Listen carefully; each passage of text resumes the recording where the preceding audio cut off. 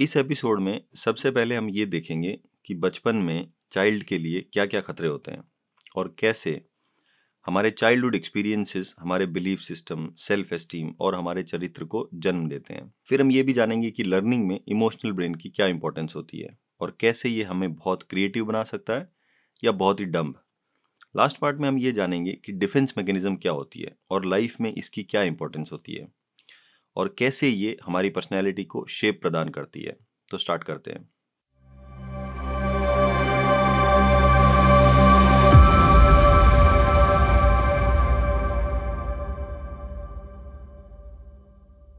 पहला सेक्शन है 4F response in humans.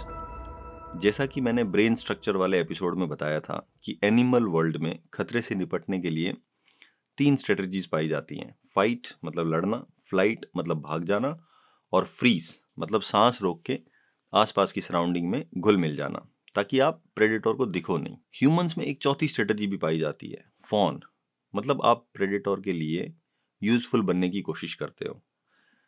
जो कोडिपेंडेंट पर्सनैलिटी होती है वो फॉन टाइप का ही एक्सटेंशन होती है, यानी कि इन चारों में से एक मेजर पर्सनैलिटी होती है फॉन टाइप, उसको कोडिपेंडेंसी भी बोलते हैं। अब खतरे से निपटने के लिए ये चारों स्ट्रेटजीज एक हेल्दी पर्सनैलिटी में कैसे काम करती है, इस पे हम बात करते हैं। इससे पहले कि हम आगे बढ़े, एक बात बता दूं कि हेल्दी पर्सनैलिटी मतलब जो सिचुएशन के हिसाब से इन चारों एफ रिस्पॉन्सेज में से अप्रोप्रिएट या उचित रिस्पॉन्स चूज करे खतरे से निपटने के लिए। हम ह्यूमंस लड़ाई या एग्रेशन को ग्लोरीफाई जरूर करते हैं, मतलब फाइट रिस्पॉन्स को बेटर मानते हैं इन चारों एफ रिस्पॉन्सेज में से। लेकिन हमेशा लड़ाई करना बहुत रिसोर्स कंज्यूमिंग हो सकता है। हेल्थ पे भी इसका बहुत बुरा असर पड़ता है, क्योंकि लड़ाई करने के लिए आपको रेगुलरली एंगर चाहिए और फ्रीक्वेंट गुस्से का हेल्थ पे बहुत बुरा असर पड़ता है। बहुत सारे लोग ऐसे होते हैं जिनको डॉक्टर सलाह देते हैं कि बीपी वगैरह कम करने के लिए गुस्सा कम किया करो, बट पेशेंट को कोई आइडिया ही नहीं होता है कि गुस्सा कम करने का क्या मतलब है, बिकॉज उसके लिए तो वही नॉर्मल रिस्पॉन्स है। उसको लगता है कि मतलब ऐसे ही आता है नॉर्मल गुस्सा। हेल्दी पर्सन जब भी खतरे में आता है तो उसकी कमान में चारों एफ रिस्पॉन्स होते हैं और वो सिचुएशन का सही आंकलन करके अप्रोप्रिएटली डिसाइड करता है कि कौन सा रिस्पॉन्स उचित रहेगा। फाइट रिस्पॉन्स अगर इजीली अवेलेबल है तो ये हमें असर्टिव बनाता है, मतलब हमें सोसाइटी में इनजस्टिस या अनफेयरनेस के खिलाफ लड़ने की शक्ति देता है और हमें अपनी ज़रूरतें जताना या हक मांगना सिखाता है। हेल्दी लोगों को जब लगता है कि लड़ना पॉइंटलेस है या लड़ाई सिचुएशन को और खराब कर देगी, तब ये लोग फ्लाइट रिस्पॉन्स का यूज करते हैं, मतलब लड़ाई के चंगुल से पीछे हट जाते हैं। जनरली लोग ऐसा तब करते हैं जब सामने वाला एकदम ही या तो सरफिरा है या दिमाग से सफा चट है। समझदार लोग ऐसी स्थिति में लड़ाई से पीछे हटने को कायरता नहीं मानते हैं। अब हम आते हैं फ्रीज रिस्पॉन्स पे। बहुत बार ऐसा होता है ना कि समझ ही नहीं पड़ता है कि कॉन्फ्लिक्ट को कैसे हैंडल किया जाए। ऐसी स्थिति में समझदार लोग कुछ टाइम तक फ्रीज कर जाते हैं, मतलब वो लड़ाई भी नहीं करते हैं और कॉन्फ्लिक्ट को छोड़ के वहां से वापस भी नहीं हटते हैं। और अगर मामला पारिवारिक है तब तो आप फ्लाइट रिस्पॉन्स यूज भी नहीं कर सकते हो, मतलब भाग के कहाँ जाओगे। फ्रीज रिस्पॉन्स को कैमोफ्लेज रिस्पॉन्स भी बोलते हैं। फ्रीज का पर्पस होता है टू बाई मोर टाइम। इस फ्रीज पीरियड के दौरान समझदार लोग और जानकारी इकट्ठा करते हैं और मंथन करते हैं कि अगला कदम क्या होना चाहिए। फॉर्म रिस्पॉन्स का मतलब होता है कॉम्प्रोमाइज। थोड़ा सामने वाले के इश्यू या विचार को भी सुन लिया, समझ लिया, थोड़ा उसको भी अपना नजरिया समझा के कन्विंस कर लिया और उसके बाद बीच का रास्ता निकाल लिया। जनरली रिलेशनशिप से रिलेटेड इश्यूज में फोन रिस्पॉन्स का ही यूज करना चाहिए। वैसे फोन रिस्पॉन्स का अगली रूप होता है चाटुकारिता या गुलामी। अब हम नेक्स्ट टॉपिक पे आते हैं कि इन चारों एफ रिस्पॉन्स की जरूरत क्यों पड़ती है। दूसरे शब्दों में, वो कौन सा खतरा होता है जिससे निपटने के लिए चाइल्ड ये चारों स्ट्रेटजीज इस्तेमाल करता है। So next section is danger in childhood evolutionary perspective. कुछ लोगों को ये भी लगेगा कि चाइल्ड के लिए तो घर में माँ बाप के साथ एकदम सेफ रहता है, उसको काहे का खतरा। माँ बाप बच्चे को अपनी जान पे भी खेल के सुरक्षित रखते हैं। माँ बाप का गुण संतान को उम्र भर नहीं भूलना चाहिए, वगैरह वगैरह। ये सब सत्संग में सुनने में अच्छा लगता है, पर इसका वास्तविकता से बहुत ज्यादा लेना देना नहीं होता है। चाइल्ड के लिए 3 चीजें लाइफ थ्रेटनिंग होती है: अबैंडनमेंट और नेग्लेक्ट, सेकेंड पनिशमेंट और expressing normal needs, and third emotional abuse और नेग्लेक्ट, है ना। इस थर्ड वाले में शेम, रिडिक्यूल और अटैक भी आता है। तो अब हम तीनों को अगले एक एक सेक्शन में करके डिस्कस करते हैं। अबैंडनमेंट और नेग्लेक्ट। सबसे पहले तो हम अबैंडनमेंट डिस्कस करते हैं। जब बच्चा मेले में या रेलवे स्टेशन पे खो जाता है तो उसमें जो फीलिंग आती है उसको अबैंडनमेंट बोलते हैं। ये फीलिंग ऑलमोस्ट डेथ लाइक होती है। बच्चों की तो छोड़ो, एडल्ट्स भी इस फीलिंग को बर्दाश्त नहीं कर सकते हैं। हमारे अंदर जो शेम इमोशन होता है उसका इवोल्यूशनरी बेसिस ही अबैंडनमेंट होता है। लाखों साल तक ह्यूमंस 100 से 500 के ट्राइब्स में रहे हैं और ट्राइब से निष्कासन मतलब मौत। आज भले ही ये बात अजीब लगेगी, बट हम लोग ग्रुप्स या ट्राइब में साथ रह के ही सरवाइव किए हैं।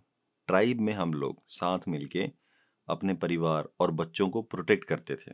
और तो और, शिकार भी हम लोग ग्रुप में ही करते थे। अकेले इंसान में उतनी ताकत नहीं होती थी कि वो जंगल में सरवाइव कर सके। और दूसरे ट्राइब वाले भी किसी अनजान व्यक्ति को अपने ट्राइब में शामिल नहीं करते थे। इसीलिए आज भी जब परिवार वाले किसी को नेग्लेक्ट करते हैं या उसका बॉयकॉट कर देते हैं तो उसे झुकना ही पड़ता है, क्योंकि अबैंडनमेंट की फीलिंग असहनीय होती है। और पास्ट में अबैंडनमेंट और डेथ में ज्यादा फर्क नहीं होता था। शेम या शर्म की उत्पत्ति इसी रीजन की वजह से हुई है। ग्रुप में रहने का मतलब सबके साथ मिलजुल के रहना। अब देखो, जहां भी दो से ज्यादा वानर साथ में रहेंगे वहां कॉन्फ्लिक्ट या लड़ाई होना तो निश्चित ही है, क्योंकि हम में बहुत एग्रेशन होता है और एग्रेशन को डिस्चार्ज करने का तरीका होता है लड़ाई। कॉन्फ्लिक्ट या लड़ाई को कम करने का तरीका होता है कि ट्राइब में कुछ नियम और उसूल होने चाहिए और सब इनका पालन करें। अब देखो, इवोल्यूशन का सार यही है कि सरवाइव करने के लिए जिस एबिलिटी की जरूरत होती है वो स्पीशीज में या तो अपने आप आ जाती है या वो स्पीशीज ही एक्सटिंक्ट हो जाती है। तो हमारे केस में ट्राइब में लोग मिलजुल के उसूलों के हिसाब से रह सके, इसीलिए शेम इमोशन की उत्पत्ति हुई। हमें शर्म तब आती है जब हम कोई गलत काम करते हुए पकड़े जाते हैं। शेम इमोशन के दौरान हमें ऐसा फील होता है कि जैसे हम एक्सपोज हो गए हैं, हमारा शरीर सिकुड़ के एकदम छोटा सा हो गया है। बेसिकली शेम इमोशन के दौरान हमारी चाहत होती है कि हम छुप जाएं या अदृश्य हो जाएं। इनफैक्ट छोटे बच्चे जब कुछ भी गलत काम करते हुए पकड़े जाते हैं तो वो अपनी आंखें बंद कर लेते हैं। चिल्ड्रन में मैजिकल थिंकिंग होती है। उनको लगता है कि अगर वो आपको नहीं देख सकते तो आप भी उनको नहीं देख सकते हो। चिल्ड्रन के हिसाब से वो आंख बंद करने से इनविजिबल या अदृश्य हो जाते हैं। इनफैक्ट हम जब बड़े भी हो जाते हैं ना, तब भी ये ट्रेट जाता नहीं है। शेम इमोशन के दौरान हमारी टेंडेंसी ऐसे नीचे देखने की होती है। हम सामने वाले की आंख से आंख नहीं मिला पाते हैं। तो आप देख सकते हैं कि यहाँ भी हम एक हिसाब से अदृश्य होने की कोशिश ही करते हैं। वैसे ये भी बोला जाता है कि आप आंखों के रास्ते ही किसी की सोल के अंदर झांक सकते हो। तो शेम इमोशन के दौरान हम सामने वाले को अपनी सोल में नहीं झांकने देते हैं, या यूं कहूं कि उस टाइम हमारी सोल या आत्मा छुपने की कोशिश करती है। शेम एक बहुत ही यूजफुल इमोशन है। इसकी वजह से हम लोग सोसाइटी में सिविलाइज्ड तरीके से रह सकते हैं। और जिस इंसान में शेम नहीं होती है ना, उसको समाज में बहुत ओछी नज़रों से देखा जाता है। साइकोलॉजी में ऐसे लोगों को सोशियोपैथ बोला जाता है। अब हम वापस आते हैं चाइल्डहुड पे। ह्यूमन चाइल्ड के लिए भी अबैंडनमेंट मतलब डेथ। और चूंकि child small, helpless and powerless होता है, इसीलिए उसमें ये अबैंडनमेंट या नेग्लेक्ट वाली फीलिंग ज्यादा इंटेंस होती है ना। इंटेंस मतलब तीव्रता ज्यादा होती है। इस अबैंडनमेंट फीलिंग की वजह से ह्यूमन चाइल्ड में नेचुरल इंस्टिंक्ट होती है कि वो हमेशा माँ बाप के पास रहे। और जब माँ बाप चाइल्ड को टाइम नहीं देते हैं तो चाइल्ड को अबैंडन्ड फील होता है, अनसेफ फील होता है, अनवांटेड फील होता है। और ऐसे घर में चाइल्ड के लिए सरवाइव करना मतलब रोज डेथ फीलिंग से लड़ने जैसा हो जाता है। जॉन बॉल्बी एक बहुत ही फेमस चाइल्ड साइकोलॉजिस्ट थे जिन्होंने अटैचमेंट थ्योरी दी थी। बॉल्बी अपनी रिसर्च के दौरान लंदन में पब्लिक पार्क्स में जाके छोटे बच्चों को ऑब्जर्व करते थे, है ना। मतलब उन्होंने अपने बच्चों को भी बहुत ऑब्जर्व किया था। 4-5 बच्चे थे। बॉल्बी अपनी बुक में बताते हैं कि बच्चे जब पार्क में खेलते हैं तो वो लगातार अपनी माँ पे नजर रखते हैं। अगर उनकी माँ उनको देख रही है तब वो खेलते खेलते माँ से काफी दूर भी चले जाते हैं। पर अगर माँ को उसकी कोई सहेली मिल गई और माँ सहेली के साथ गप्पे लड़ाने में बिजी हो गई तो बच्चे इस चीज को हाथों हाथ नोटिस कर लेते हैं कि अब माँ मेरी निगरानी नहीं रख रही है, माँ का ध्यान कहीं और चला गया है। ऐसी सिचुएशन में बॉल भी बताते हैं कि बच्चे अपने आप माँ के पास आके खेलने लग जाते हैं, भले ही इसके लिए उन्हें दूसरे बच्चों के साथ खेलना छोड़ना पड़े, है ना। मतलब अकेला खेलना पड़े। कहने का मतलब ये है कि बच्चे में इंस्टिंक्ट होती है कि वो अपने पेरेंट्स का ध्यान या अटेंशन को आकर्षित करें और हमेशा अपने माँ बाप की नज़रों में रहें। सर्वाइवल के हिसाब से ये इंस्टिंक्ट एकदम क्रूशियल होती है। मैं एक और एग्जांपल लेता हूँ ये समझाने के लिए कि पेरेंट्स की अटेंशन और प्रॉक्सिमिटी बच्चे के लिए कितनी इंपॉर्टेंट होती है ना? प्रॉक्सिमिटी मतलब आस-पास रहना या क्लोजनेस। तो वर्ल्ड वॉर 2 के दौरान बहुत सारी रिच फैमिलीज ने अपने बच्चों को शहर से दूर सेफ लोकेशंस जैसे बोर्डिंग स्कूल भेज दिया था, क्योंकि वॉर के दौरान शहरों पे रात में बमबारी होती थी। रिच फैमिलीज को लगा कि बच्चों के लिए इस डर के माहौल में रहना ठीक नहीं है। जब ये बच्चे बड़े हुए तो इनको उन बच्चों के साथ कंपेयर किया गया जो बॉम्बिंग के दौरान अपने पेरेंट्स के साथ ही रहे थे। इन दोनों ग्रुप्स के कंपैरिजन से पाया गया कि जो बच्चे अपने माँ-बाप के साथ रहे थे, भले ही वो बॉम्बिंग वाले वातावरण में रहे थे, ये लोग मेंटली ज़्यादा हेल्दी और रेज़िलिएंट पाए गए। रेज़िलिएंट मतलब ज़िंदगी में जो कठिनाइयों का सामना करते वक़्त विचलित नहीं होता है। ये रिजल्ट्स साइकोलॉजिस्ट के लिए एकदम चौंकाने वाले थे। बहुत सारे लोग अपने बच्चों को छोटी उम्र में ही बोर्डिंग स्कूल में डाल देते हैं। अगर पुअर होते हैं तो दूसरों के यहाँ काम करने के लिए या पढ़ने के लिए भेज देते हैं। ये प्रैक्टिस बच्चों के मानसिक विकास और संतुलन के लिए बहुत ही घातक होती है। ये निग्लेक्टेड या अबैंडन्ड चाइल्ड सर्वाइव कैसे करता है ना? तो अभी थोड़ा आपको समझ पड़ गया होगा कि अबैंडनमेंट या नेग्लेक्ट चाइल्ड के लिए खतरा होता है बहुत बड़ा। तो बच्चा इसमें सर्वाइव कैसे करता है? By either employing a defence mechanism और constantly trying to attract attention of parents. अगर पेरेंट्स कुछ अटेंशन देते हैं तो चाइल्ड को थोड़ा सेफ फील होता है और चाइल्ड उसी एक्ट को रिपीट करने की कोशिश करता है ना, जिससे अटेंशन मिली थी। इनफैक्ट ज्यादातर लोग शरीर में भले ही बड़े हो जाते हैं, पर उनमें ये अटेंशन सीकिंग वाला ट्रेट जाता नहीं है। और अपने यहाँ तो ऐसा कोई शादी ब्याह नहीं होता है जिसमें अटेंशन कम मिलने के चक्कर में कोई फूफा या जीजा रूठ के नहीं भागा हो। अब हम आते हैं सेकेंड टाइप ऑफ डेंजर पे, पनिशमेंट और ridicule for expressing normal needs. इससे पहले कि हम सेकेंड टाइप ऑफ डेंजर को डिस्कस करें, पहले हम ये समझ लेते हैं कि चाइल्ड की नॉर्मल नीड्स होती क्या है। चिल्ड्रन को ऑफ कोर्स रोटी, कपड़ा और मकान तो चाहिए ही चाहिए, बट उससे भी ज़्यादा उनको चाहिए कि माँ बाप उनको सिखाएं कि इस दुनिया में नेविगेट कैसे करना है, इमोशंस को कैसे मैनेज करना है, अपनी सेल्फिश इम्पल्सेस को कैसे कंट्रोल करना है। And most importantly, children needs to be heard, seen and cherished. इन तीनों वर्ड्स को मैं थोड़ा एक्सप्लेन करता हूँ। सीन मतलब चाइल्ड की इंटरनल डिजायर होती है कि वो कुछ भी टास्क परफॉर्म करें तो उसके माँ बाप उसको देखें। A child wants his parents to be a witness to his achievements. इसीलिए चिल्ड्रन एक लाइन को बार बार दोहराते हैं, है ना, डिफरेंट लैंग्वेजेस में, कि लुक एट मी, है ना, मेरे को देखो। अब आते हैं हर्ड पे। हर्ड मतलब बच्चों के जो भी इंटरनल एक्सपीरियंसेस हैं उसको सुनो। बच्चे ना कुछ भी नई चीज सीखते हैं तो उनमें ये इंस्टिंक्टिव डिजायर होती है कि वो इस मास्टरी को पेरेंट्स को दिखाएं या सुनाएं। मेरा लड़का है, वो कुछ भी करेगा तो उसको हर चीज दिखानी होती है, अपने स्कूल के एक्सपीरियंसेस सुनाएगा। अब आते हैं चेरिस्ट पे। चेरिस्ट मतलब आप बच्चे की कंपनी को एंजॉय करते हो, बच्चा आपकी आंख का तारा है टाइप से। सैडली, जिन भी बच्चों को देख के या सुन के अगर उनके माँ बाप की आंखों में कभी कोई चमक नहीं आई, उनको एडल्टहुड में कोई आइडिया नहीं होता है कि लव, इंटीमेसी क्या होती है। वो बड़े होके अपने विचार रखने से डरते हैं। उनको लगता है कि मेरे को कोई क्यों सुनेगा जब माँ बाप ने नहीं सुना। सिमिलरली, अगर माँ बाप ने नहीं देखा तो उनको लगता है कि वो कुरूप है। अगर वो भी टीवी में दिखने वाले बच्चों की तरह सुंदर होते, perfect, always happy type kid होते, तो उनके माँ बाप भी उनको टाइम देते, अटेंशन देते। और ये बिलीव्स अनकॉन्शियसली इतने डीप होते हैं ना कि एडल्टहुड में इंसान अपने आप को उन्हीं नज़रों से देखता है जिन नज़रों से उसको बचपन में उसके पेरेंट्स देखते थे। माँ बाप का चेहरा बच्चे के लिए मिरर होता है। इस मिरर में अगर उसको दिखता है कि वो सुनने, देखने और चाहने लायक है तो उसकी सेल्फ एस्टीम हाई होती है, और अगर नहीं तो सेल्फ एस्टीम एकदम लो होती है।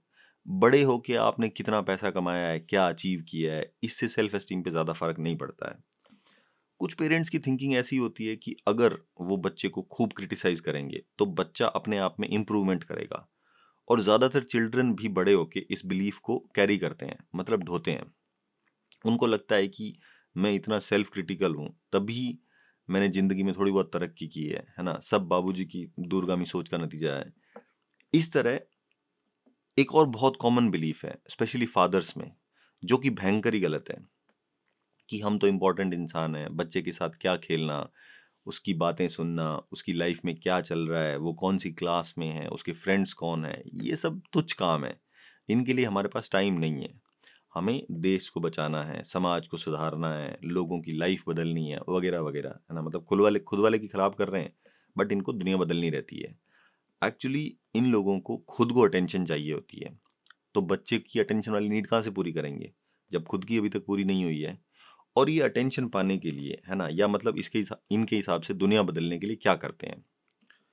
कहीं 10-15 लोगों में 5 मिनट बोलने का मौका मिल जाए, किसी नेता या वीआईपी के साथ 1 मिनट मुलाकात हो जाए, एक फ़ोटो खिंचवा ले। इन सब के लिए घंटों तक फंक्शन, शादियों में वेट करते हैं, ट्रैवल कर के जाते हैं। वैसे एक बात बता दूँ, जो नीड सही वक़्त पे पूरी नहीं होती है ना, वो बाद में कितनी भी कोशिश कर लो, पूरी नहीं होती है। ये तो वही बात हो गई कि बचपन में खिलौना नहीं मिला, तो आप अब उससे खरीद के खेल रहे हो। एक्चुअली कार्ल युंग का एक बहुत फेमस कोट है कि all mental illnesses stem from unmet needs. मतलब ये जो अटेंशन के चक्कर में लोग बाहर फिरते रहते हैं ना, उनकी चाइल्डहुड की अटेंशन वाली नीड पूरी नहीं हुई थी।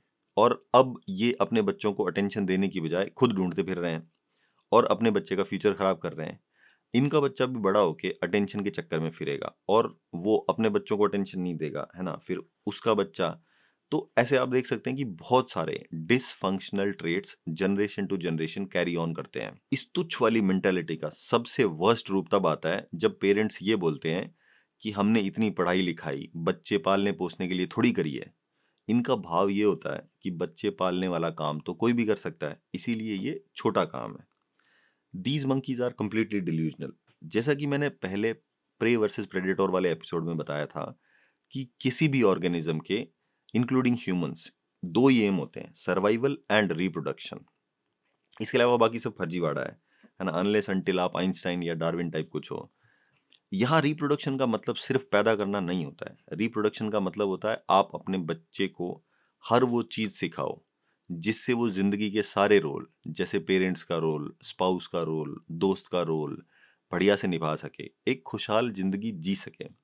और जो आप सिखाओगे वही आपका बेटा या बेटी अपने बच्चों को सिखाएगा और ये सिलसिला चलता रहेगा। आपका जीन लॉन्ग टर्म में सरवाइव करेगा कि नहीं, ये आप पे निर्भर करता है। और जानवर भी ना अपने बच्चों को इतनी चीजें सिखाते हैं कि बच्चा इस हॉस्टाइल वर्ल्ड में अपने बूते पे इंडिपेंडेंटली सरवाइव कर सके। ये फिनोमिना सिर्फ ह्यूमंस में पाया जाता है जहां पेरेंट्स जी जान लगा के कोशिश करते हैं कि बच्चा मेंटली अपंग रहे ताकि हमारे हिसाब से चले, हमारे कंट्रोल में रहे। इंडिपेंडेंट बना दिया तो हमको छोड़ के भाग जाएगा ना। वैसे पेरेंट्स का होल एंड सोल एक ही एम होना चाहिए कि उनकी संतान इस वर्ल्ड में अपने दम पे रहना सीख ले। और पेरेंट्स की ये जॉब होती है कि संतान को असिस्ट करे टू बिकम इंडिपेंडेंट। मतलब पेरेंट्स हमेशा नहीं रहेंगे और ये विधि का विधान है कि पेरेंट्स हमेशा नहीं रहेंगे और ये काम हर प्रजाति करती है। बच्चे को ऑटोनोमस या स्वतंत्र बनाने के लिए ये जरूरी है कि माँ बाप उसे डिसीजन लेने के लिए प्रोत्साहित करें। भले ही वो गलती करे, कोई दिक्कत नहीं है। गलती से ही तो बच्चा सीखता है ना। पर हमारे यहाँ ऐसा देखा जाता है कि बच्चे की जगह उसके पेरेंट्स उसके लिए डिसीजन लेते हैं, है ना? भले ही बच्चा वो डिसीजन लेने में पूरी तरह से सक्षम है ना? या बच्चा 50 साल का हो गया है।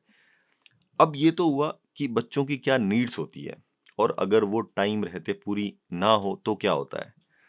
अब हम आते हैं थोड़ा सा डिसफंक्शनल फैमिलीज पे। साइकोलॉजी में अच्छा और बुरा कुछ नहीं होता है। यहाँ बिहेवियर को लोग फंक्शनल या डिसफंक्शनल बोलते हैं। डिसफंक्शनल फैमिलीज पे बाद में मैं 1-2 एपिसोड बनाऊंगा। पर डिसफंक्शनल फैमिलीज मतलब जहाँ गाली गलौज, रोज रोज का झगड़ा, मारपीट, ये सब बहुत कॉमन रहता है ना? डिसफंक्शनल फैमिलीज में लोग जिसके साथ कॉन्फ्लिक्ट है या इशू है उससे बात करके हल नहीं निकालते हैं। वो थर्ड पर्सन को इशू बताते हैं। फिर वो थर्ड पर्सन जिसके साथ आपको इशू है ना, और जिसको आप जानते भी हो, उससे बात करता है। डिसफंक्शनल फैमिलीज में गॉसिपिंग मतलब चुगली, गुटबाजी, कंट्रोल एंड पावर गेम्स, ये सब बहुत चलता है ना? डिसफंक्शनल फैमिलीज में आप किसी पे भी भरोसा नहीं कर सकते हो। ऐसी फैमिलीज में आपको अपने ही पैसे से अपने लिए कुछ खरीदना हो तब भी ये डिसीजन आप नहीं ले सकते हो, है ना? ऐसी फैमिलीज में सारे लोग एक दूसरे के अंदर ऐसे एनमैश्ड रहते हैं। मतलब मेहनत किसी की, है ना, श्रेय कोई और ले रहा है, डिसीजन कोई ले रहा है और जिम्मेदारी किसी और की है ना? कमा कोई रहा है, खर्च कोई और कर रहा है। तो एनमेश्ड का मतलब यही होता है कि सब एक दूसरे में मिक्स्ड या मतलब घुसे हुए हैं। इंडिविजुअल आइडेंटिटी आइडेंटिटी एग्जिस्ट नहीं करती है। देसी भाषा में डिसफंक्शनल फैमिलीज में आप कहाँ खत्म होते हैं और दूसरा कहाँ चालू होता है, इसी बात में कंफ्यूजन रहता है ना? जैसे मतलब आपका कौन सा इमोशन है और उसका कौन सा इमोशन है। इन डिसफंक्शनल फैमिलीज में चाइल्ड रियरिंग प्रैक्टिसेस या तो एग्जिस्ट नहीं करती है या बहुत ही पुअर प्रैक्टिसेस होती है। इन फैमिलीज में चाइल्ड को बहुत अनसेफ फील होता है ना?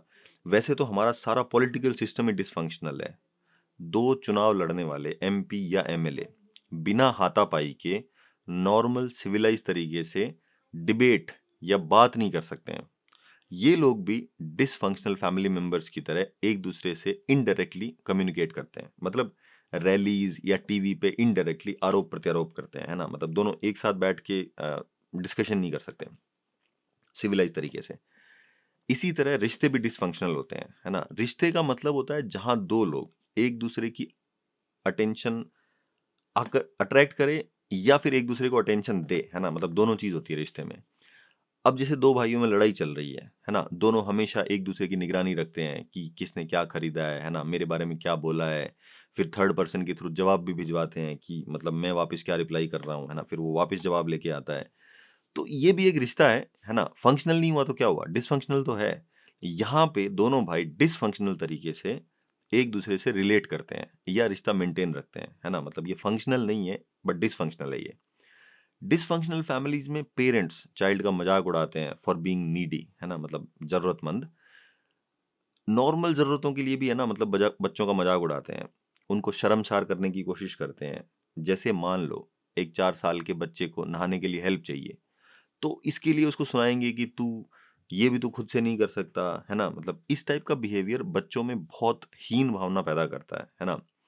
कुछ सूरमा पेरेंट्स तो बच्चे पे अटैक कर देते हैं for being emotional and expressing emotions. और यहाँ सोसाइटी का ढोंग और दोगलापन खत्म नहीं होता है, इसके आगे भी है। 10 से 20% घरों में किड्स के साथ फिजिकल एंड सेक्सुअल अब्यूज होता है ना? ये प्योर शैतान का दायरा होता है। ऐसे घरों में पलने वाले बच्चों की ऐसी मेंटेलिटी हो जाती है कि वीक होना, इमोशनल होना, नीडी या जरूरतमंद होना कोई गुनाह है। ये लोग बड़े होके पावर के पीछे ऑब्सेस्ड हो जाते हैं, है ना? नीडी मतलब किड्स बाय डेफिनेशन नीडी होते हैं। वो शरीर में छोटे होते हैं, ब्रेन उनका डेवलप नहीं हुआ होता है ना? और अभी-अभी वो इस दुनिया में आए हैं, तो मतलब उनको सर्वाइव करने के लिए हेल्प तो चाहिए ही ना। बहुत सारे पेरेंट्स पहले तो किड्स को नीडी बता के उनका मजाक उड़ाते हैं और उनको शर्मसार फील करा के मतलब शर्मसार फील कराते हैं। और बड़े होने पे उनको एहसान गिना-गिना के गिल्ट से मारते हैं कि मैंने तेरे लिए क्या-क्या किया है। अब इनको कोई बोलने वाला चाहिए कि मतलब आपके पास कोई प्रधानमंत्री की चिट्ठी आई थी क्या कि पॉपुलेशन कम हो रही है, थोड़ा मदद-वदद करो वरना देश नहीं बचेगा। जैसा मैंने पहले बताया था कि बहुत सारे पेरेंट्स की थिंकिंग इतनी डिस्टॉर्टेड होती है कि उनको सही में लगता है कि चाइल्ड को अगर सुबह से शाम क्रिटिसाइज करते हैं तो चाइल्ड इंप्रूव करेगा। और आप गैस कर सकते हैं कि ऐसे पेरेंट्स के लिए इंप्रूवमेंट की डेफिनेशन भी बहुत सब्जेक्टिव, आर्बिट्ररी एंड कैप्रिशियस होती है ना? अगर चाइल्ड एक्स्ट्रा ऑर्डिनरी गिफ्टेड है तो वो पेरेंट्स के दिमाग में इंप्रूवमेंट का क्या मतलब है, इसको करेक्टली गेस कर लेता है। नॉर्मल बच्चों को पता ही नहीं होता है कि इंप्रूवमेंट किस एरिया में करना है, कैसे करना है ना? इसलिए वो बेचारे और क्रिटिसिज्म झेलते हैं। तो उनको समझ नहीं पड़ता है कि मतलब कैसे इंप्रूवमेंट करना है। इसी तरह बहुत सारे पेरेंट्स चाइल्ड को इमोशंस एक्सप्रेस करने के लिए उसको नेग्लेक्ट या इग्नोर करते हैं। उसका मजाक उड़ाते हैं, उसको शर्मसार करने की कोशिश करते हैं कि शर्म नहीं आती है, रो रहा है, सैड हो रखा है। और एक्सट्रीम केसेस में तो चाइल्ड पे अटैक कर देते हैं। एक बात बता दूं कि 3 साल तक चाइल्ड का primary mode of communication emotions के थ्रू ही होता है। 5 साल का होते होते चाइल्ड के रैशनल ब्रेन में थॉट्स फॉर्म होना चालू होते हैं। 5 साल से पहले चाइल्ड लैंग्वेज तो सीख लेता है बट लैंग्वेज का प्राइमरी पर्पस अपनी ज़रूरतें जताना रहता है। और चाइल्ड की थिंकिंग बहुत ब्लैक एंड वाइट होती है। चाइल्ड के लिए उसके माँ बाप मिरर की तरह होते हैं जिसमें वो अपने आप को देखता है। अगर माँ बाप बच्चे को टाइम देते हैं, बच्चे के साथ खेलते हैं, बच्चे के मन में क्या चल रहा है ये जानने की कोशिश करते हैं, तब बच्चे को सेफ फील होता है, लव्ड फील होता है। पर अगर माँ बाप के फेस पे बच्चे को देखकर अगर डिसअपॉइंटमेंट का एक्सप्रेशन आता है तो चाइल्ड को लगता है कि वो एक डिसअपॉइंटमेंट है। डिसअपॉइंटमेंट मतलब निराशा। कहने का मतलब चाइल्ड अपनी सेल्फ वर्थ या वैल्यू जिस आईने में देखता है वो माँ बाप का चेहरा होता है। चाइल्ड में इतना दिमाग नहीं होता है कि वो ये समझ सके कि उसके पेरेंट्स इर्रेशनल है या उनके पास टाइम नहीं है या उनकी खुद की लाइफ में प्रॉब्लम चल रही है। चाइल्ड को बस ये लगता है कि वो डिफेक्टिव है, अनलवेबल है, इसीलिए उसके पेरेंट्स उसको अटेंशन, टाइम या प्यार नहीं दे रहे हैं। एंड मोस्ट केसेस में चाइल्ड को लगता है कि उसके इमोशंस कोई बीमारी या डिफेक्ट है, जो कि मतलब बाकी में नहीं, उसी में है बस। और चाइल्ड अपने इमोशंस को सप्रेस करने की या दबाने की भरपूर कोशिश करता है। ये फिनोमेना लड़कों में ज्यादा होता है, बट सप्रेशन ऑफ इमोशंस बहुत खतरनाक होता है। और जो डिसफंक्शनल फैमिलीज होती है वहां तो चाइल्ड को रोज रिमाइंड कराया जाता है कि तुम बेवकूफ हो, कमजोर हो, क्रूप हो, तुम एक काम सही से नहीं कर सकते, वगैरह वगैरह, है ना, मतलब सब सोच सकते हैं। वैसे जो लोग अभी चाइल्ड रेज कर रहे हैं उनको एक बात बता दूं कि ये प्रैक्टिस बहुत डैमेजिंग होती है चाइल्ड के लिए। इसका मतलब ये नहीं है कि आप चाइल्ड को क्रिटिसाइज मत करो, आप करो, but make sure that you criticise an act of child, not the child. मतलब आप बच्चे की एक एक्टिविटी को क्रिटिसाइज करो, उसकी एक हैबिट को क्रिटिसाइज करो, ना कि बच्चे को ही क्रिटिसाइज करो, ताकि बच्चा अपनी हैबिट को चेंज कर सके या उस एक्टिविटी को रिपीट ना करे। हिसाब से तो पेरेंट्स को बच्चों को ये भी बताना चाहिए कि वो हैबिट्स क्यों सही नहीं है और कौन सी अल्टरनेट हैबिट बच्चे को अपनानी चाहिए और क्यों। पर इतना सब कौन करता है? यहाँ तो पेरेंट्स सीधा बिना कुछ संवाद किए बच्चे के या तो दो चार जड़ देते हैं या उस पर चिल्ला दिया। पेरेंट्स अज्यूम कर लेते हैं कि बच्चा अपने आप फिगर आउट कर लेगा कि उसने क्या गलती की थी और वो उसको करेक्ट कर लेगा। उनको ये नहीं समझ पड़ता कि अगर बच्चे को पता होता कि ये गलती है तो वो जानबूझ के गलती क्यों करता। ये वाली एडवाइस कपल्स में भी बहुत इफेक्टिवली काम करती है। जब भी कपल्स एक दूसरे से आर्ग्यू करते हैं तो उनको भी एक दूसरे के बिहेवियर्स या आदतों को क्रिटिसाइज करना चाहिए विद प्रॉपर रीजनिंग। अगर वो एक दूसरे को क्रिटिसाइज करते हैं तो ये रिश्ते के लिए बहुत घातक होता है। एक बार फिर से बताता हूँ, इन दोनों स्टेटमेंट्स में जमीन आसमान का फर्क है कि you made a mistake and you are a mistake. चाहे चाइल्ड हो या एडल्ट, पहली लाइन में वो कुछ कर सकता है गलती को सुधारने के लिए, पर दूसरी लाइन में वो कुछ नहीं कर सकता। ऐसी सिचुएशन में स्पाउस बहुत डिफेंसिव हो जाएगा। इस चक्कर में बहुत बार स्पाउस कोई भी इनपुट या एडवाइस लेने से मना कर देता है ना, because now they don't trust you. हिसाब से तो माँ बाप को बच्चों को सिखाना चाहिए कि इमोशंस को एक्सप्रेस कैसे किया जाए, कौन सा तरीका समाज में एक्सेप्टेबल है और कौन सा नहीं है। अगर बच्चा डर के मारे या और किसी भी रीजन से बहुत ज्यादा डिस्टर्ब हो गया है, बेचैन हो गया है या एंक्शियस हो गया है, तो ऐसे सिचुएशन में खुद को काम डाउन कैसे करे ये भी सिखाना चाहिए माँ बाप को। इसको सेल्फ सूदिंग बोलते हैं। पर जब ये सब खुद को ही नहीं पता है तो बच्चे को क्या सिखाएंगे। वैसे अंगूठा चूसना सेल्फ पेसिफाइंग या सेल्फ सूदिंग बिहेवियर में आता है। ये बिहेवियर इंस्टिंक्टिव होता है बेबीज में। वैसे तो मदर्स को चाइल्ड को पेसिफाई करना चाहिए by holding the child close to the body and like rocking him. कुछ कुछ मदर्स तो चाइल्ड के लिए रबर का पेसिफायर खरीद के लाती है। हिसाब से तो माँ बाप को बच्चे को ये भी सिखाना चाहिए कि negative emotions are very useful और इनका क्या यूज होता है ये भी सिखाना चाहिए माँ बाप को। इनफैक्ट बिना नेगेटिव इमोशंस, मतलब बिना पॉजिटिव इमोशंस के नेगेटिव इमोशंस की वैल्यू कैसे पता चलेगी। अब हम आते हैं थोड़ा सा इमोशंस पे। इमोशंस ना कमाल की चीज होती है। ये बहुत ही शर्म की बात है कि हम बड़े होके सिर्फ बनावटी खुशी वाले इमोशंस शो करते हैं और रियल इमोशंस को सप्रेस करते हैं। नेचुरल ह्यूमन स्टेट देखनी हो तो चाइल्ड को ऑब्जर्व करो। चाइल्ड के इमोशंस ना एकदम प्योर होते हैं। जब वो हंसते हैं तो खिलखिला के हंसते हैं, उनकी स्माइल दोनों कानों को टच करती है। वो किसी को दिखाने के लिए या फोटो खिंचवाने के लिए नहीं हंसते हैं, वो हंसने के लिए हंसते हैं बिकॉज उनको एक्चुअली हंसी आ रही है किसी चीज पे। इसी तरह जब बच्चे रोते हैं तो उनकी आवाज में एक दर्द होता है जो आपके अंदर भी दर्द जगा देगा। ऐसा बोला जाता है कि children cry out their pain. और जब बच्चे सही में रोते हैं तो उनकी आवाज में एक दर्द होता है जिसे आप फील कर सकते हो। और जब चिल्ड्रन रोने का नाटक करते हैं तब उनकी आवाज में वो दर्द नहीं होता है। बहुत लोगों को ये बात समझनी पड़ेगी कि you can only cry out pain, there is no other way to release pain. सोचने से पेन या दर्द नहीं जाता है ना। मैंने कोई एक बुक में कोट पढ़ा था, अभी मैंने काफ़ी रिसर्च किया था गूगल पे पर वो मिला नहीं। बट इस कोट में राइटर कुछ ऐसे बोलता है कि आदमी कितना भी शक्तिशाली या विद्वान बन जाए, पर जब आदमी में दुःख पड़ता है ना, तब वो सारी लैंग्वेज भूल जाता है और एक इन्फेंट की तरह अंधेरी रात में रोता है। मतलब दर्द को निकालने के लिए इन्फेंट की इमोशंस वाली लैंग्वेज ही काम आती है। पेन को क्राई आउट कैसे किया जाता है, ये हमें बचपन में पता था, बट बाद में हम इमोशंस को सप्रेस करने के चक्कर में इस विद्या को भूल जाते हैं। जब इंसान पेन पेन को क्राई आउट नहीं कर सकता ना, तब वो पेन मेंटल इलनेस या फिजिकल इलनेस का रूप ले लेता है। अब दूसरी प्रॉपर्टी पे आते हैं इमोशंस की।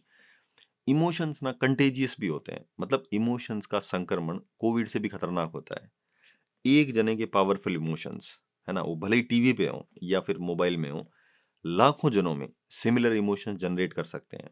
कहने का मतलब नेचुरल या आइडियल ह्यूमन स्टेट वही होती है जिसमें इंसान एक चाइल्ड की तरह जिंदगी को 100% जीता है। उसके लिए लाइफ एक गिफ्ट होती है, ना कि बोझ। और वो इमोशंस को फुल्ली एंड ट्रुथफुली एक्सप्रेस करता है। पर जैसे जैसे हम बड़े होते हैं वैसे वैसे सोसाइटी हमें इमोशंस को सप्रेस करना सिखाती है। हम रियल इमोशंस की बजाय माहौल देख देख के बनावटी इमोशंस शो करते हैं, और इमोशंस को दबाते दबाते हम उस स्टेज तक पहुंच जाते हैं जहां पे सिर्फ एक एंजाइटी या बेचैनी फील होती है। इस स्टेट को जगजीत सिंह का एक गाना है जो कि बहुत ही ब्यूटीफुली डिपिक्ट या चित्रित करता है कि मुझको यकी है सच कहती थी जो भी अम्मी कहती थी। इस गाने में राइटर बार बार इमोशनल पर्सपेक्टिव से बचपन और जवानी को कंपेयर करता है। इसमें एक लाइन है कि एक ये दिन है जहां लाखों गम है फिर भी काल पड़ा है आंसू का, और एक वो दिन थे जब बात बात पे नदियां फूटा करती थी। यहाँ पे एक तरह से राइटर रो के पेन रिलीज करने वाली एबिलिटी के खोने पे ग्रीव कर रहा है ना। ग्रीव मतलब शोक जता रहा है। और ये बात सही है कि बड़े होके लोगों के पास सारी सुख सुविधा होती है फिर भी रात में नींद नहीं आती है ना, दीवार के सामने आंख फाड़ते रहते हैं। और एक बचपन था जहां मिट्टी में खेल के भी इतना एंजॉयमेंट फील होता था कि कोई सीमा नहीं। ऐसा क्यों होता है? क्योंकि हमारा इमोशनल ब्रेन एक एनर्जी जनरेटर की तरह है जिसकी सुई -100 से +100 तक जाती है। और इस जनरेटर का काम है सिचुएशन के हिसाब से पॉजिटिव या नेगेटिव इमोशंस जनरेट करना। और इसमें ना सुई रिप्रेजेंट करती है इंटेंसिटी को। अब अगर आप केयरफुली सोचो ना, तो ये एनर्जी जनरेटर कमाल की चीज है। इसकी इंटेंसिटी तो सिचुएशन के हिसाब से अलग अलग होती ही है, इसकी एनर्जी भी बहुत प्रकार की हो सकती है। फिजिक्स वाले लोग ऐसा समझ सकते हैं कि इन एनर्जी वेव्स की इंटेंसिटी या एम्पलीट्यूड और वेवलेंथ दोनों अलग अलग हो सकते हैं। जैसे एंगर के कंपैरिजन में फियर इमोशन की फील बहुत अलग होगी, शेम और गिल्ट की फीलिंग भी अलग अलग होगी। वंडर भी एक इमोशन होता है, सरप्राइज या आश्चर्य भी एक इमोशन होता है। इन सब का फील या वेवलेंथ अलग अलग होती है। इस इमोशनल जनरेटर का सबसे कॉम्प्लिकेटेड और धर्म के हिसाब से उच्चतम क्वालिटी के इमोशन को इमोशन ऑफ कॉन्शियंस या मोरल कंपास बोलते हैं। हिंदी में इसको जमीर या अंतरात्मा की आवाज भी बोलते हैं। ये मोरल कंपास हमें जिंदगी में गाइड करता है। अब हम आते हैं नेक्स्ट सेक्शन पे, इमोशनल ब्रेन की इंपॉर्टेंस पे। मैं आपको थोड़ा सा इमोशंस या फीलिंग की इंपॉर्टेंस बताता हूँ। रिचर्ड बैंडलर के हिसाब से feeling of knowing you are right आपको क्रिएटिव बनने से रोकता है। जब हमें लगता है कि हम एब्सोल्युटली सही है, तब हम नई इंफॉर्मेशन ढूंढना बंद कर देते हैं। सही लगने का मतलब आप एकदम सर्टेन हैं, और ये सर्टेनिटी वाली फीलिंग हमारी क्यूरियोसिटी या जिज्ञासा को मारती है। हम होमोसेपियंस की सबसे बड़ी स्ट्रेंथ रही है learning. We are different than animals because we can learn very fast. और लर्निंग के हार्ट में क्यूरियोसिटी और वंडर इमोशन ही होते हैं। प्लेटो ने बोला था कि सारी फिलॉसफी वंडर इमोशन से ही शुरू होती है। क्यूरियोसिटी और वंडर में थोड़ा सा फर्क होता है। क्यूरियोसिटी का मतलब तो जिज्ञासा, मतलब आपको जानना है कि ऐसा क्यों होता है, वैसा क्यों होता है, वगैरह वगैरह। वंडर मतलब जहां आप बैठ के आश्चर्य करो कि ये आईफल टावर या पिरामिड उस टाइम कैसे बनाया होगा। वंडर में भी जिज्ञासा रहती है, बट मेन भाव मुंह खुला रहने का होता है।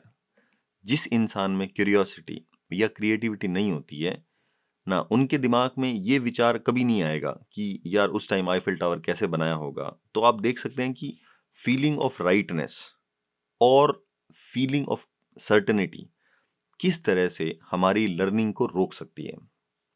जिन लोगों में ये फीलिंग ऑफ राइट या feeling of know it all ज्यादा होती है ना, ऐसे लोग दूसरों का नजरिया जानना ही नहीं चाहते हैं। इनको बहुत कॉन्फिडेंस होता है कि सिर्फ इनका पर्सपेक्टिव ही सही है। जैसा मैंने ईवल वाले एपिसोड में बताया था कि ये महानता वाला नो इट ऑल एटीट्यूड ही धर्म के हिसाब से ईवल को जन्म देता है। दूसरे शब्दों में, आप जब भी कोई आफत में फंसते हो तो उस आफत से निपटने के एक नहीं 10 तरीके हो सकते हैं। किसी तरीके में मेहनत ज्यादा लगेगी तो किसी में टाइम ज्यादा लगेगा, बट आप रुकोगे तभी जब आपको लगेगा कि ये बेस्ट सोल्यूशन है। ये सही या बेस्ट वाली फीलिंग कब आती है, यही डिसाइड करता है कि आप प्रॉब्लम सॉल्विंग में कितने क्रिएटिव हो, आप में कितनी कैपेबिलिटीज है लर्निंग की।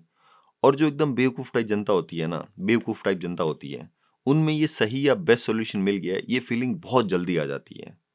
और ये फीलिंग ऑफ राइट आती है मोरल कंपास या इमोशनल ब्रेन से। और अगर ये मोरल कंपास खराब हो जाए ना, फिर इंसान जिंदा कंकाल बन जाता है। फॉर एग्जाम्पल, आपने इंडियन एक्सप्रेस में एक खबर पढ़ी। अब अगर ये खबर आपके विचारों के अनुकूल नहीं है, तो ऐसी फीलिंग आई कि यार ये खबर तो प्रोपोगेंडा टाइप लग रही है, प्रोपोगेंडा नहीं तो बायस तो लग ही रही है। और इस तरह से आपका इमोशनल ब्रेन डिसाइड करता है कि आप किस खबर पे विश्वास करोगे और किस खबर को डिस्कार्ड या रिजेक्ट कर दोगे।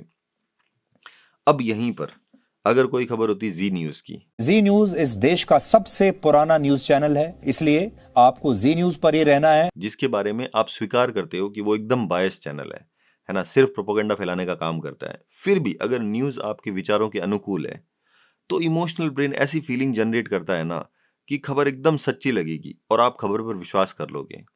तो आप देख सकते हो कि रैशनल ब्रेन कितना भी तेज हो, उसको इस्तेमाल करने का काम इमोशनल ब्रेन करता है।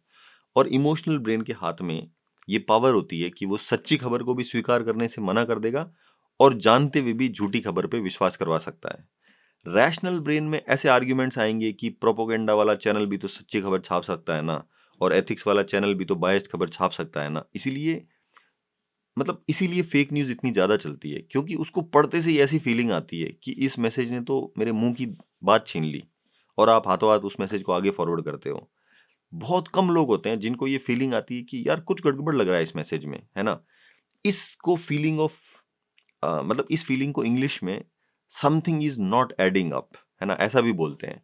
और इस फीलिंग की वजह से ही इंसान गूगल खोलेगा और खबर को वेरीफाई करेगा। इसी तर्ज पे एक और पर्सनल ऑब्जर्वेशन शेयर करता हूँ। मैं पहले आईआईटी के लिए कोचिंग में पढ़ाता था, तो वहां मैंने ऑब्जर्व किया कि जिन स्टूडेंट्स से प्रश्न या सवाल हल नहीं होता था, उनमें दो मेजर कैटेगरी होती थी। एक वो जिन्होंने सवाल सॉल्व कर दिया था पर उनका सॉल्यूशन गलत है, और दूसरे वो जिससे सवाल सॉल्व ही नहीं हुआ, है ना, पर उनको पता है कि मेरे से सवाल सॉल्व नहीं होगा। तो यहाँ ना पहली कैटेगरी वाले लोगों की हेल्प करना बहुत मुश्किल होता था, क्योंकि इनको पता ही नहीं है कि इन्होंने सवाल को गलत हल किया है। दूसरी कैटेगरी वाले इनकी बजाय मच बेटर पोजीशन में होते हैं, है ना। इसी तरह बहुत जनता होती है जिसने गलत फैसला लिया है जिंदगी में, पर उनको पता ही नहीं होता है कि ये फैसला गलत है। और असली शूरवीर तो वो होते हैं जिनको चार लोग प्रॉपर रीजनिंग के साथ बता रहे हैं कि उनका फैसला क्यों गलत है, फिर भी नहीं मानते हैं। डिक्टेटर टाइप के लोग इसी वजह से सोसाइटी को इतना डैमेज पहुंचाते हैं, क्योंकि वो कभी अपनी गलती नहीं मानते हैं। इसी तरह ऐसे बहुत सारे लोग होते हैं जिन्होंने पूरी जिंदगी में एक पूरी किताब नहीं पढ़ी होगी।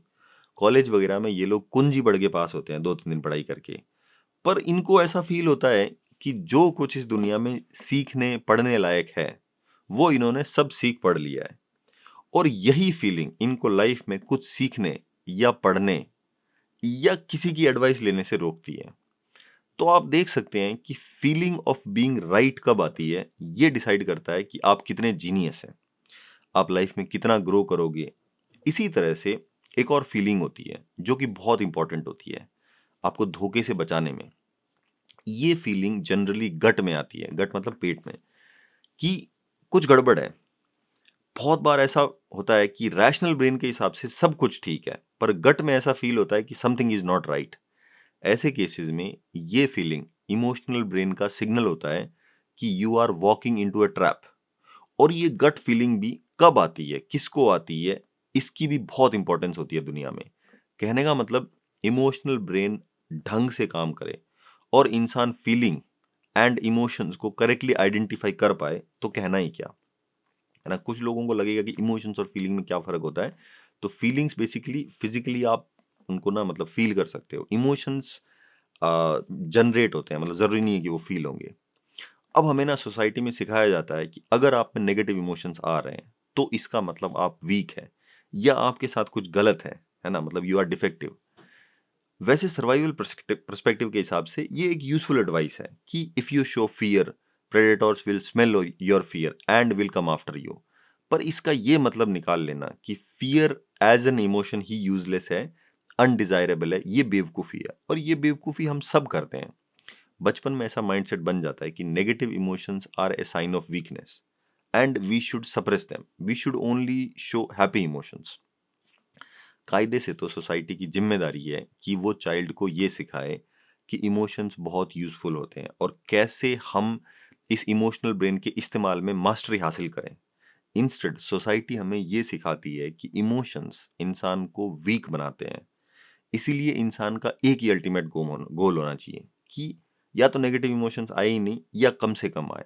इस चक्कर में हम पुरजोर कोशिश करते हैं कि ये जनरेटर या इमोशनल ब्रेन काम करना ही बंद हो जाए ताकि नेगेटिव इमोशंस आए ही नहीं। पर एक छोटी सी प्रॉब्लम है, अगर आप इस जनरेटर को बंद करोगे तो पॉजिटिव इमोशंस भी नहीं आएंगे। In other words, you cannot get rid of negative emotions without getting rid of positive emotions. और यही चीज ईवल को जन्म देती है। तो अब हम आते हैं नेक्स्ट सेक्शन पे, क्रिएशन ऑफ ईवल। आसान भाषा में, बचपन में जब चाइल्ड को कॉन्स्टेंटली नेग्लेक्ट या अब्यूज किया जाता है तो उसमें असहनीय नेगेटिव इमोशंस जनरेट होते हैं। और इस प्रताड़ना के लिए चाइल्ड किसी कोर्ट में भी नहीं जा सकता है। ऐसी स्थिति में शैतान आता है बच्चे के पास और वो बच्चे से पूछता है कि तू हाँ बोले तो मैं तेरा सारा पेन कम कर दूं। जो बच्चा हाँ बोलता है उसका इमोशनल ब्रेन काम करना ही बंद कर देता है। बच्चा जब बड़ा होता है तब उसको रियलाइज होता है कि आइला, नेगेटिव इमोशंस के साथ साथ पॉजिटिव भी गए, मतलब मेरे को शैतान ने धोखा दिया। और इस तरह से अब ये बच्चा भी शैतान बन जाता है। मैं बाद में समझाऊंगा कि साइकोपैथ या सोशियोपैथ का मेन ऑब्जेक्टिव हमेशा धोखा ही होता है।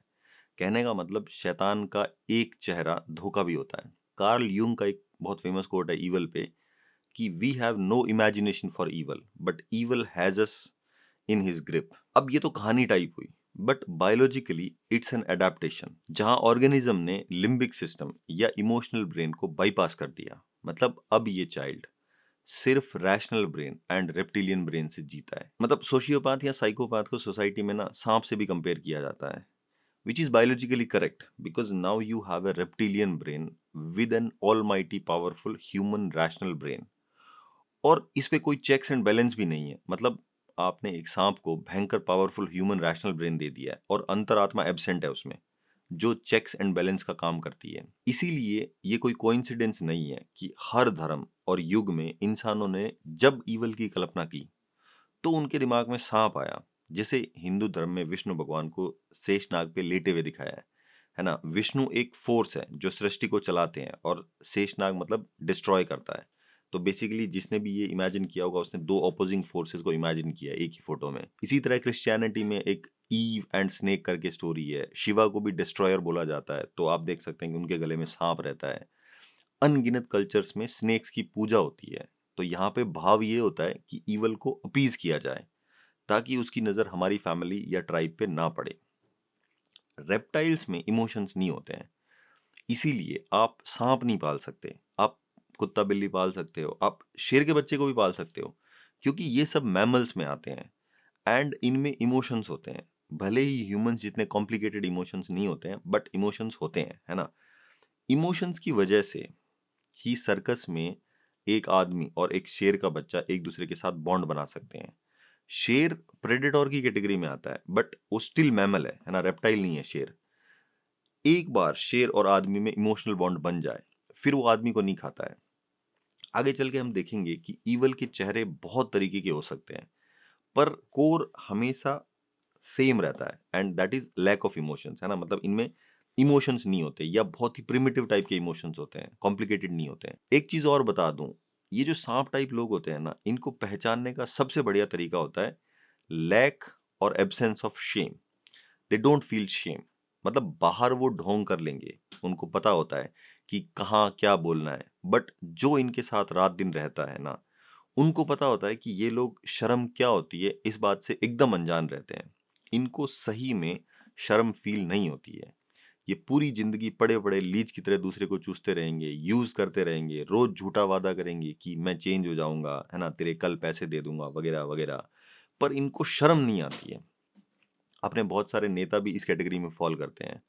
ये फिनोमेना बहुत टुच्चा सा लग रहा होगा, पर इसके कॉन्सिक्वेंसेस या इम्प्लीकेशंस भयावह होते हैं।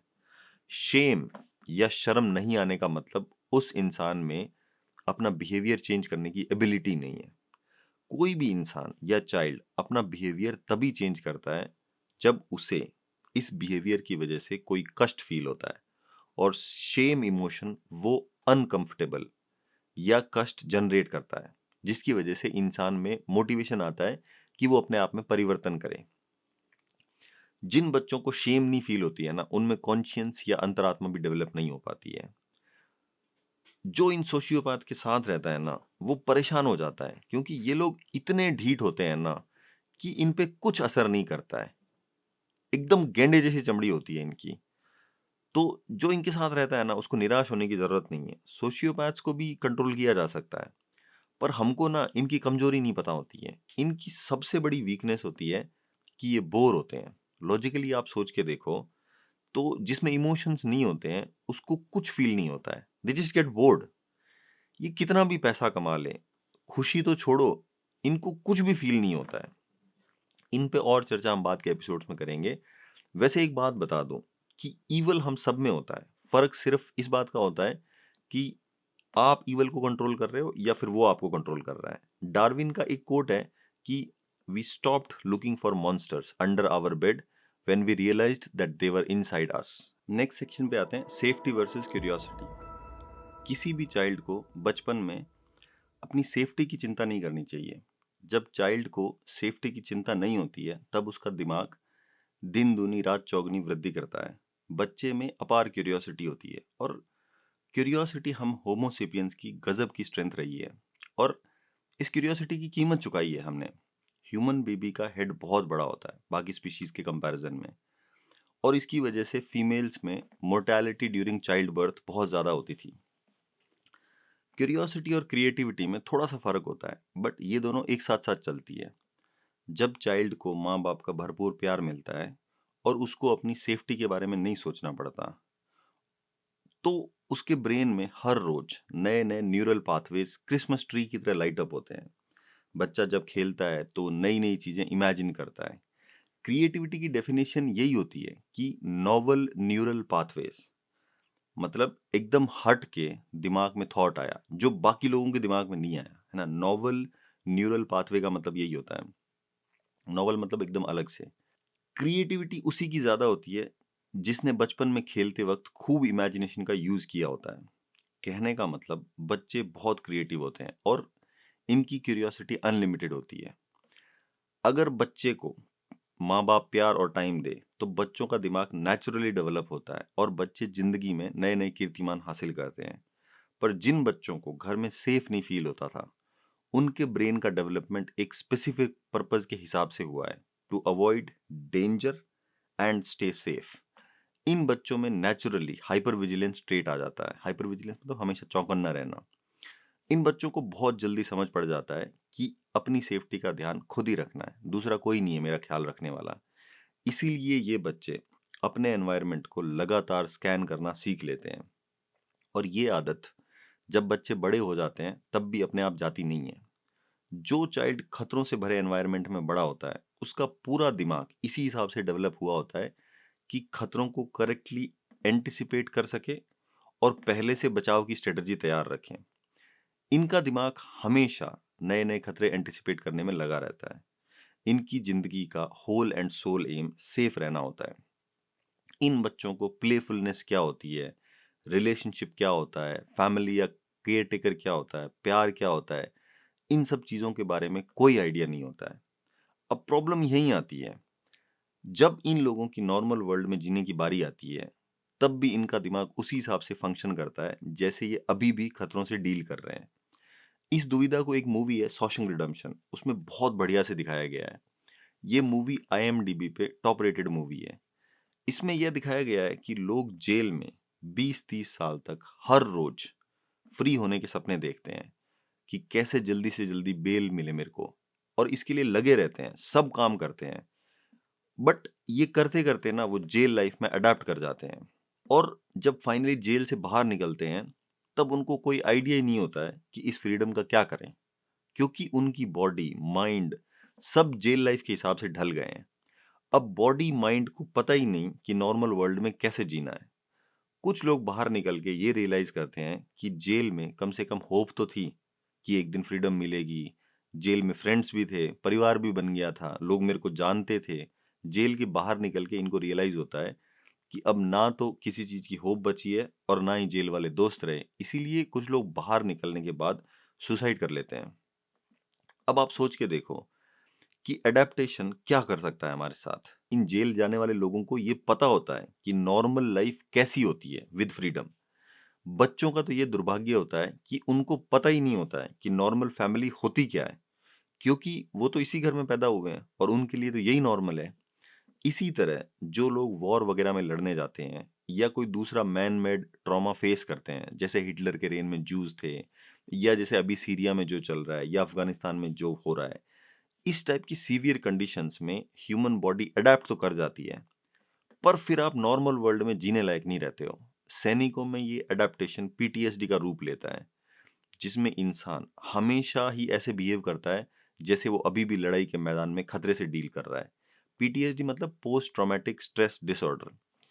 इन लोगों के साथ भी यही होता है कि जब लड़ाई के मैदान में थे तो फैमिली की फोटो देख देख के जीते थे, पर जब घर आ जाते हैं तो फैमिली के साथ रहने लायक नहीं रहते हैं, और ज्यादातर केसेस में इनका तलाक भी हो जाता है। मैं जो डिफेंस मैकेनिज्म से पर्सनैलिटीज के ओरिजिन डिस्क्राइब करूंगा, तब ये ध्यान रखना कि ये डिफरेंट टाइप ऑफ अडेप्टेशंस हैं जो अभी एडल्टहुड में कोई काम के नहीं रहे, बट इन अडेप्टेशंस ने बचपन में आपको सरवाइव करने में मदद की थी। अब हम आते हैं नेक्स्ट सेक्शन पे, डिफेंस मैकेनिज्म।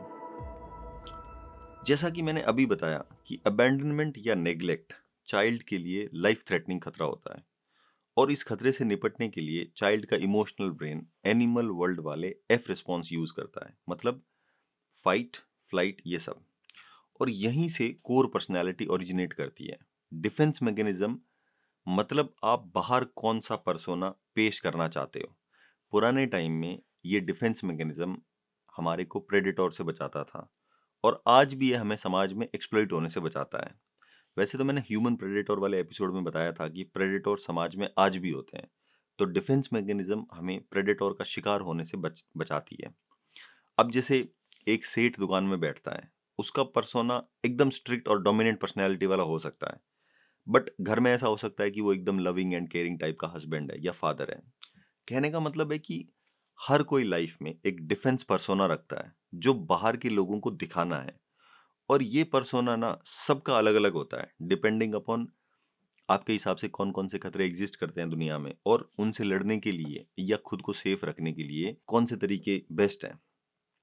फॉर एग्जाम्पल, एक पर्सन का ऐसा बिलीफ हो सकता है कि बाहर लोगों को नहीं बताना चाहिए कि हम लाखों में कमा रहे हैं, चोर उचक्के पीछे पड़ जाएंगे, टैक्स की रेड पड़ जाएगी, वगैरह वगैरह। अब एक दूसरे नार्सिसिस्टिक टाइप के पर्सन का ये बिलीफ हो सकता है कि जब लोगों को पता चलेगा कि मैं कितने पैसे कमाता हूँ, कितना बड़ा आदमी हूँ, तो nobody will mess with me.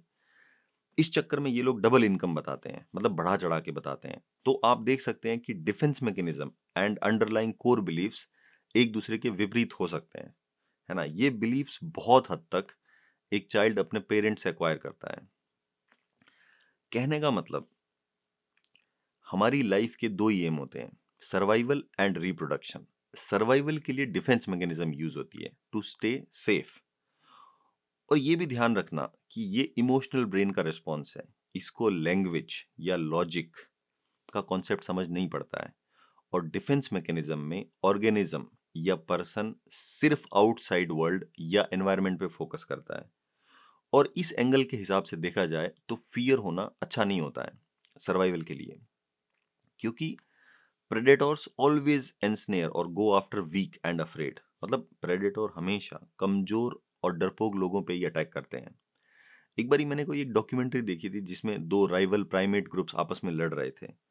तो एग्रेसिव प्राइमेट मतलब जो अटैक करता है, हर बार दूसरे ग्रुप के एक स्पेसिफिक मेंबर पे ही अटैक करता है, मतलब कोशिश करता है उस पर अटैक करने की, जिसके चेहरे पे फियर होता है। मतलब प्रेडेटोरी टाइप लोगों में फियर डिटेक्टिंग रेडार होता है, और वो हमेशा वीक एंड वल्नरेबल को ही टारगेट करते हैं, है ना। केविन डूटोन की किताब है जिसमें वो एक साइकोपाथ का इंटरव्यू ले रहा होता है ना। तो वो साइकोपाथ से पूछता है कि what makes you a great predator, and answer होता है a good vulnerability detecting radar. मतलब हमारे पास एक ऐसी रेडार होती है जिससे हम सामने वाले की कमजोरी पता लगा लेते हैं। अब प्रॉब्लम तब आती है जब सर्वाइवल के लिए यूज होने वाली पर्सनैलिटी इंसान रिप्रोडक्शन वाले एरिया में भी कंटिन्यू रखता है ना। मतलब जिंदगी के दो ही मेजर एरिया होते हैं, रिप्रोडक्शन एंड सर्वाइवल। रिप्रोडक्शन वाला एरिया मतलब फैमिली एंड फ्रेंड्स, जहां आपको सेफ्टी का टेंशन नहीं होना चाहिए। इसीलिए घर परिवार में आप अपना डिफेंस मैकेनिज्म वाला चोला उतार के रख देते हो। और अगर फैमिली सेफ नहीं है तो फिर आप उसको फैमिली नहीं कह सकते हो।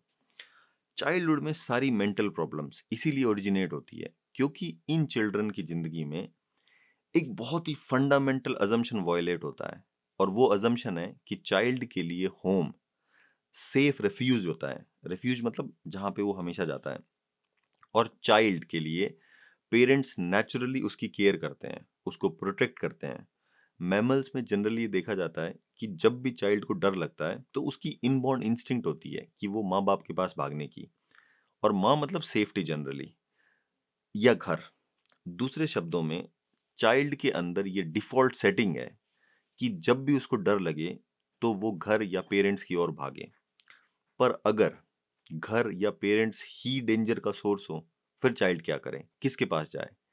ऐसी स्थिति में चाइल्ड कैसे सरवाइव करता है, इसी बात पर निर्भर करता है कि चाइल्ड में किस किस टाइप की मेंटल प्रॉब्लम्स आती है। अब बहुत सारे लोगों को लगेगा कि ये सब तो वेस्टर्न साइंस का फर्जीवाड़ा है, हमारे यहाँ तो बच्चे ऐसे ही बड़े हो जाते हैं वगैरह वगैरह। ऐसे लोगों के लिए मैं एक स्टडी शेयर करता हूँ। 60s में रोमानिया में एक डिक्टेटर आया था, है ना। निकोलाई चेचाउस्कू करके उसका नाम था। उसने रोमानिया में मिनिमम 5 चिल्ड्रन की पॉलिसी लागू की थी, और जो 5 बच्चों से कम करेगा उसको टैक्स एंड पेनल्टी देनी पड़ेगी। चेचाउस्के ने ये भी बोला कि अगर आप अपने बच्चे को नहीं रख सकते हो तो उसे स्टेट को दे दो। स्टेट मतलब कंट्री को। स्टेट उनकी देखभाल करेगा। रोमानिया ने बहुत सारे ऑर्फनेजेस बनवाए उस टाइम, और बच्चों को भेड़ बकरी की तरह इन ऑर्फनेजेस में भर दिया। 89 में चेचाउस्की की उसको उसी के लोगों ने मार दिया। तो 89 में तख्ता पलट हुआ, है ना, रोमानिया का। और पहली बार वर्ल्ड ने 89 में रोमानियन ऑर्फनेजेस की इनह्यूमन कंडीशंस देखी, और पूरा वर्ल्ड शॉक्ड या दंग रह गया था। इंटरनेशनल मीडिया ने जब इन ऑर्फनेजेस की कंडीशंस दिखाई तो बहुत सारे भले लोगों ने इन बच्चों को गोद ले लिया। साइकोलॉजिस्ट ने इन लाखों बच्चों पे अनगिनत स्टडीज की और पाया कि नेग्लेक्ट या परिवार का पोषण ना मिलने की वजह से इन बच्चों में अनेक प्रकार की मेंटल और फिजिकल बीमारियां हो गई थी।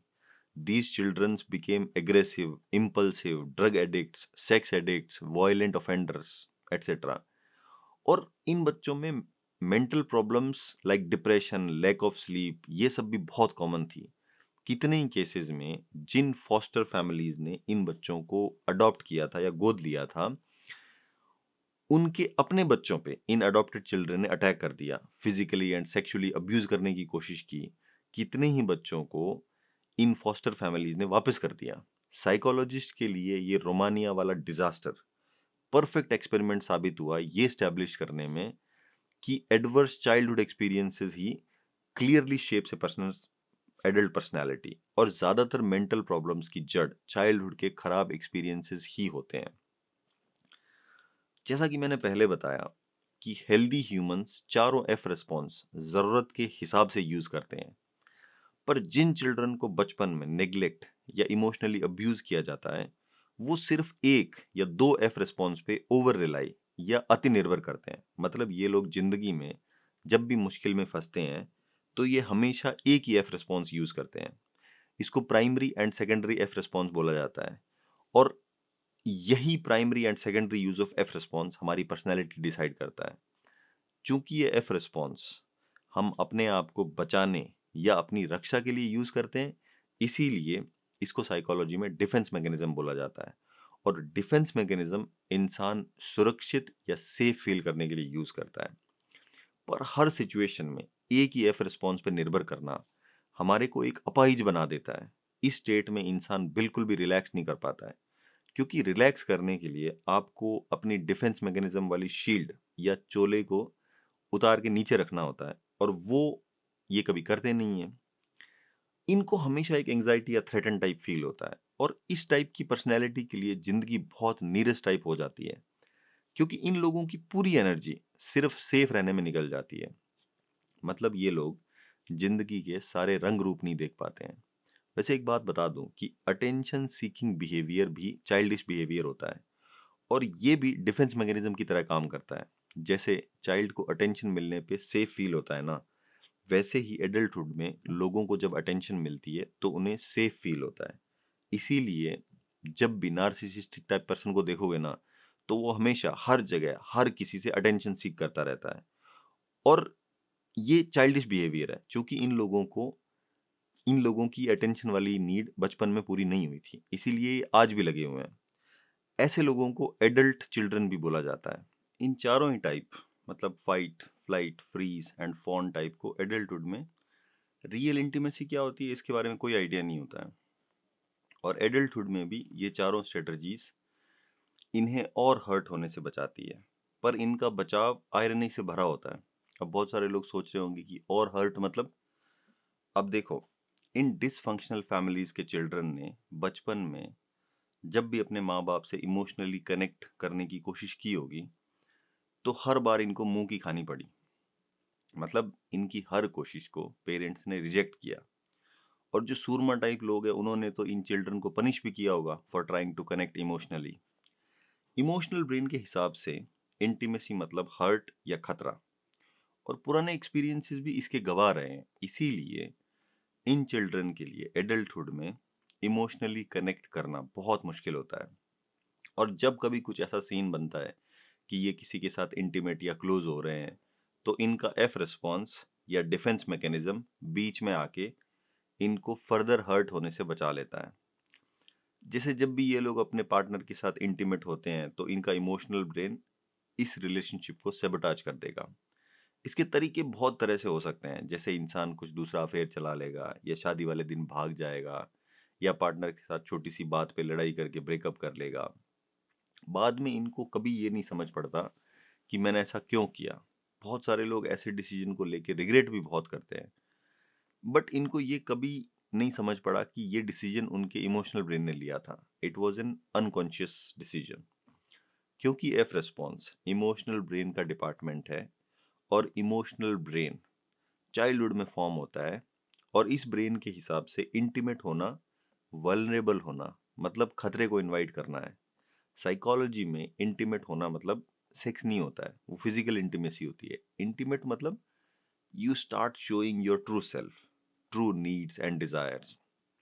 इस ट्रू सेल्फ में आपका डार्क पार्ट भी आता है, आपकी कमियां, आपके पुराने बुरे एक्सपीरियंसेस, ये सब। कहने का मतलब, इंटीमेट होने के लिए आपको अपनी डिफेंस वाली शील्ड को लोअर डाउन करना पड़ता है। बहुत सारे लोग ये कर नहीं पाते हैं, स्पेशली अब्यूज्ड चिल्ड्रन, क्योंकि उनका कोर बिलीफ बहुत स्ट्रांग रहता है। उनको लगता है कि वो डिफेक्टिव है, अगर वो अपना असली रूप दिखाएंगे तो कौन उनके साथ रहना चाहेगा। इसीलिए लोग रिलेशनशिप्स में एक फेक पर्सोना या मास्क का सहारा लेते हैं। इस फेक पर्सोना में लोग सिर्फ अपनी अचीवमेंट्स, पैसा, पावर दिखाते हैं, मतलब सिर्फ ब्राइट साइड शो करते हैं। कमजोर और वल्नरेबल दिखने का तो सवाल ही नहीं पैदा होता है। अगले एपिसोड में हम इन चारों टाइप को डिस्कस करेंगे। गूगल की मशीन लर्निंग ये वीडियो कितने और लोगों को दिखाएगी, ये इस बात पे निर्भर करता है कि आप कि कितने लोग इसको लाइक और शेयर करते हैं। अगर आपको लगता है कि गूगल को ये वीडियो और लोगों को सजेस्ट करना चाहिए, तो प्लीज़ इस वीडियो को लाइक करें और शेयर करें। And thank you for watching.